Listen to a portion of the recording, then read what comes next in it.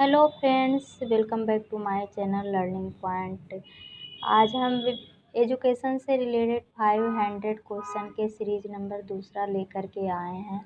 यह वीडियो मुख्य रूप से बीएड, एमएड एंट्रेंस और सीटेट, टेटेट की तैयारी करने वालों के लिए बनाई गई है। अगर आप भी टेट, सीटेट या बीएड, एमएड एंट्रेंस की तैयारी कर रहे हैं तो यह क्वेश्चन आपके लिए यूजफुल होगा। तो चलिए चलते हैं क्वेश्चन की ओर।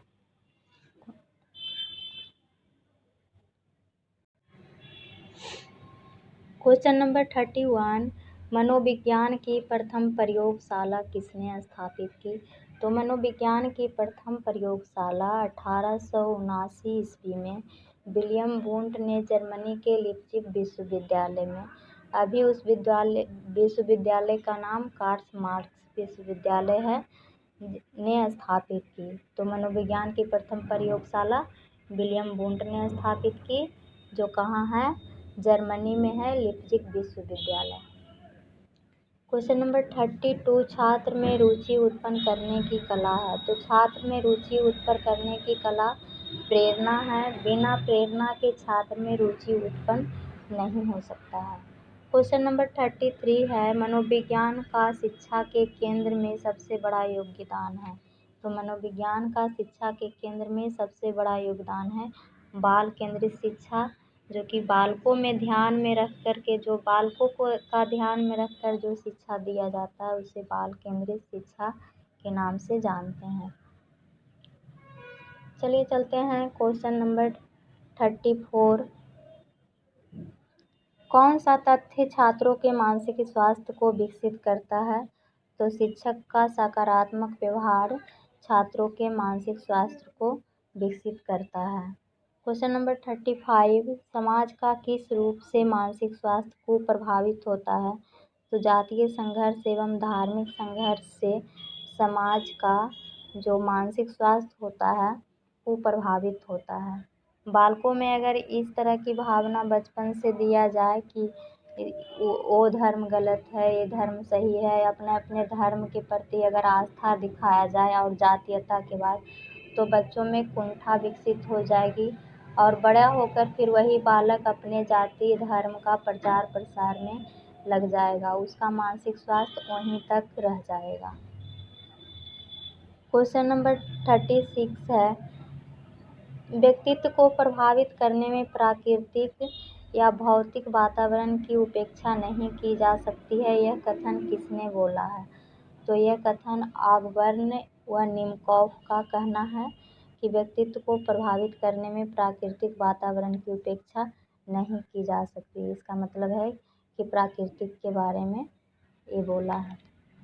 क्वेश्चन नंबर 37 है, कौन सा तथ्य विशिष्ट अभिक्षमता प्रश्नों से संबंधित है? तो गायन, नृत्य, कला, ये सब जो है विशिष्ट अभिक्षमता परीक्षण से सम्मिलित है।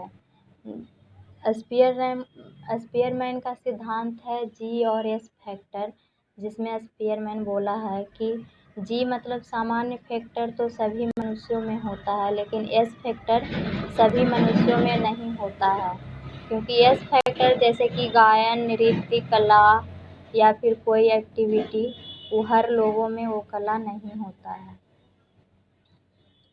क्वेश्चन नंबर 38 देखेंगे, शिशु का अधिकांश व्यवहार आधारित होता है। तो शिशु का अधिकांश व्यवहार उसके मूल प्रवृत्ति पर आधारित होता है। क्वेश्चन नंबर 39, अनुभव द्वारा व्यवहार में परिवर्तन कहलाता है। अनुभव द्वारा व्यवहार में परिवर्तन सीखना कहलाता है। क्वेश्चन नंबर 40, अवधान के आंतरिक अथवा व्यक्तिनिष्ठ निर्धारक है। तो अवधान के आंतरिक और व्यक्तिनिष्ठ निर्धारक है रुचि, लक्ष्य, अभिवृत्ति। अवधान का मतलब होता है ध्यान। अगर लक्ष्य निर्देशित होगा, अभिवृत्ति निर्देशित होगा, बालकों को कार्य करने में रुचि होगा, तो उस कार्य में ध्यान उसका जाएगा।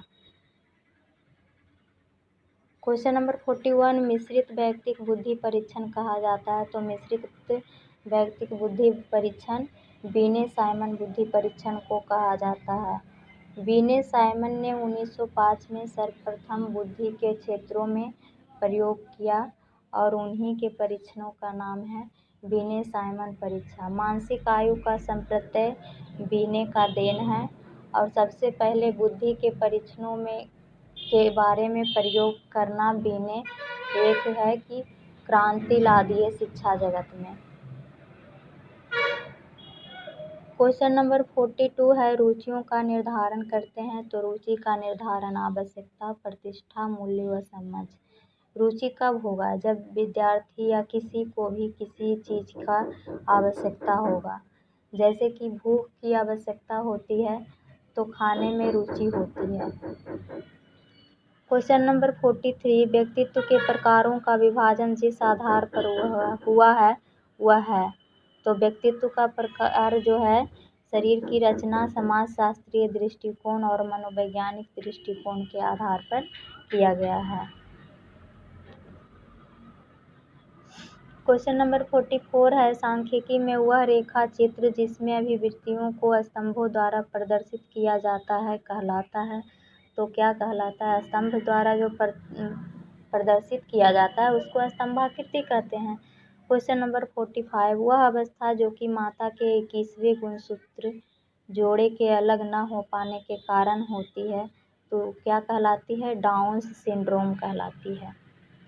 क्वेश्चन नंबर 46 देखेंगे, कौन बुद्धि की विशेषताएं है? बुद्धि की विशेषताएं कौन कौन सी है? तो बुद्धि की विशेषताएं हैं जन्मजात शक्ति, अमूर्त चिंतन की योग्यता, नवीन परिस्थितियों में सामंजस्य करना। ये सब बुद्धि की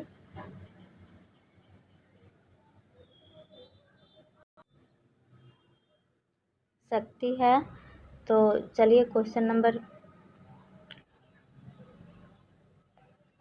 48, बुद्धि परीक्षणों का व्यक्तिगत बुद्धि परीक्षण के रूप में किसने परीक्षण किया? तो बीने साइमन ने किया। बीने व साइमन, इसका मुख्य श्रेय बीने को ही जाता है, लेकिन बीने, साइमन और इसके साथियों के द्वारा किया गया।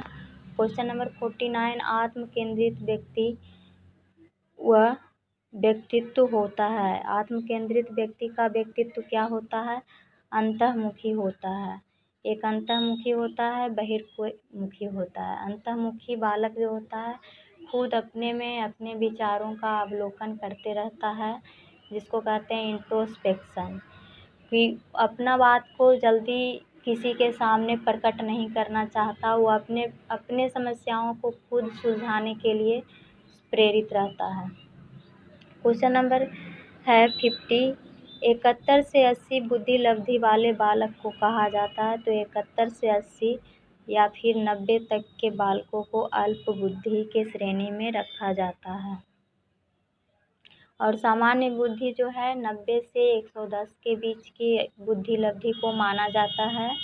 अगर बुद्धि लब्धि 140 से ऊपर हो जाए तो प्रखर बुद्धि या फिर उसको प्रतिभावान कहते हैं। क्वेश्चन नंबर 51, अंतर्दृष्टि या सूझ द्वारा सीखने के सिद्धांत में कोहलर ने किस पर प्रयोग किया था? तो चिंपैंजी पर किया था। सुल्तान नामक चिंपैंजी या वनमानुष पर किया था। क्वेश्चन नंबर 52 है, फ्रायड के अनुसार हमारे मूल्यों का आंतरिकीकरण में होता है। तो परा अहम होता है, यहाँ मिस्टेक हो गया है, ठीक कर लीजिएगा। जो फ्रायड के अनुसार आंतरिकीकरण जो होता है उसमें होता है परा अहम होता है। फ्रायड 3 सूत्र दिए थे, ईड, ईगो और सुपर ईगो। सुपर ईगो को पराहम बोला जाता है। क्वेश्चन नंबर 53 है, प्रासंगिक अंतर्बोध परीक्षण टेट का विकास किसके द्वारा किया गया था? तो मरे के द्वारा प्रासंगिक अंतर्बोध परीक्षण का विकास किया गया था। क्वेश्चन नंबर 54 है, क्रियात्मक समूह परीक्षण बैटरी का निर्माण किसने किया? तो डॉक्टर अलेक्जेंडर ने क्रियात्मक समूह परीक्षण बैटरी का निर्माण किया है। क्वेश्चन नंबर 56 है, यह आवश्यक नहीं है कि उच्च बुद्धि लब्धि वाले बालक में खाली स्थान में भी उच्च होंगे। तो क्वेश्चन नंबर क्या कह रहा है कि यह आवश्यक नहीं है कि अगर जिसका बुद्धि लब्धि उच्च होगा तो सृजनशीलता भी उसमें होगी।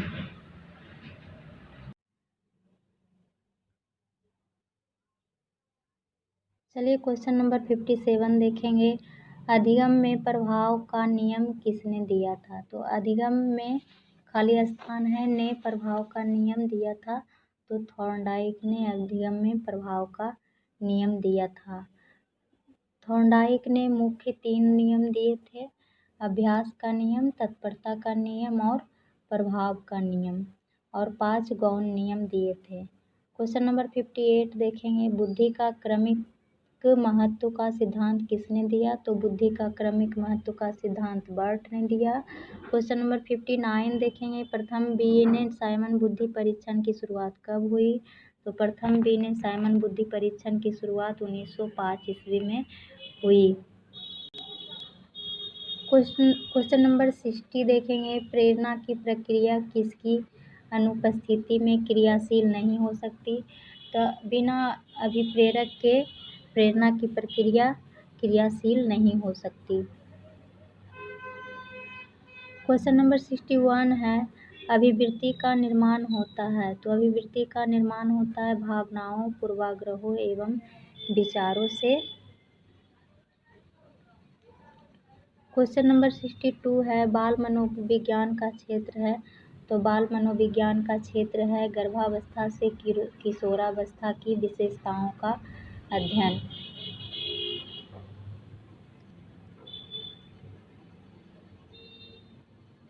क्वेश्चन नंबर 63 है, अंतर्मुखी, बहिर्मुखी तथा उभयमुखी व्यक्तित्व का वर्गीकरण किनके द्वारा किया गया?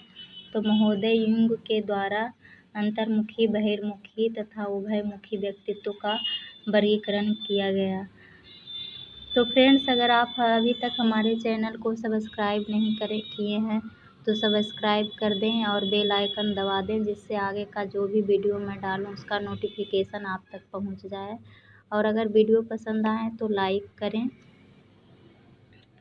क्वेश्चन नंबर 64 देखेंगे, एक शिक्षक का व्यवहार संवेगात्मक, स्थिरता, संयुक्त तथा कठोर अनुशासन को मानने वाला है। इससे उसके मानसिक व्यवहार पर प्रभाव होगा। तो मानसिक, क्योंकि शिक्षक का व्यवहार है या स्थिरता, संयुक्त तथा कठोर अनुशासन के, तो स्टूडेंट पर इसका व्यवहार क्या पड़ेगा? प्रतिकूल प्रभाव पड़ेगा। क्वेश्चन नंबर 65 देखेंगे, निम्न में से कौन सा कार्य अभिप्रेरणा द्वारा नहीं किया जाता है? तो कौन सा कार्य अभिप्रेरणा द्वारा नहीं किया जा सकता? अपनी आवश्यकताओं की पूर्ति के संबंध में असंतोष उत्पन्न करना, ये बिना अभिप्रेरणा के नहीं किया जा सकता है। क्वेश्चन नंबर 66, बालकों को रुचि परीक्षण दिया है? तो बालकों के रुचि परीक्षण दिया है स्ट्रॉन्ग एंड कूडर ने। क्वेश्चन नंबर 67 देखेंगे, एक व्यक्ति की 22 वर्ष है तो उसकी बुद्धि लब्धि होगी। तो उसकी बुद्धि लब्धि क्या होगी? 125 वर्ष। तो फ्रेंड्स, इसका एक फॉर्मूला है, mental age divided by real age into 100। तो इसका सोल्व करके देख लेंगे। 25 है मेंटल एज और 20 है रियल एज, इंटू है 100।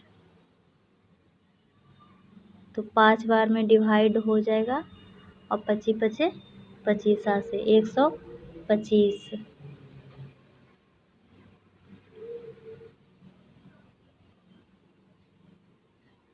क्वेश्चन नंबर 68 है, ध्यान को आकर्षित होने में की प्रमुख भूमिका होती है? तो ध्यान को आकर्षित होने में उद्दीपन की तीव्रता की प्रमुख भूमिका होती है।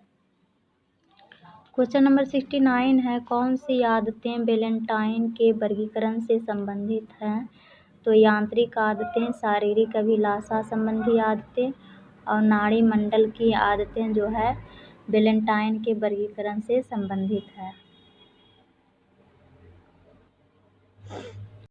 क्वेश्चन नंबर 70 है, वह जो व्यक्तित्व को प्रभावित नहीं करता। तो देखना जो है व्यक्तित्व को प्रभावित नहीं करता है। क्वेश्चन नंबर 71 है, ध्यान को केंद्रित करने की आंतरिक दशा क्या है? तो ध्यान को केंद्रित करने की आंतरिक दशा है रुचि। क्वेश्चन नंबर 72 है, बुद्धि लक्ष्य है और ज्ञान उस सीमा तक पहुंचने का केवल एक साधन।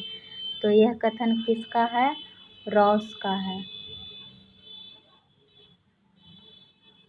क्वेश्चन नंबर 73 है, बार हुसैन के अनुसार अभिक्षमता मापनी करती है। तो बार हुसैन के अनुसार अभिक्षमता मापनी अधिगम की संभावित गति का करती है, मापन करती है।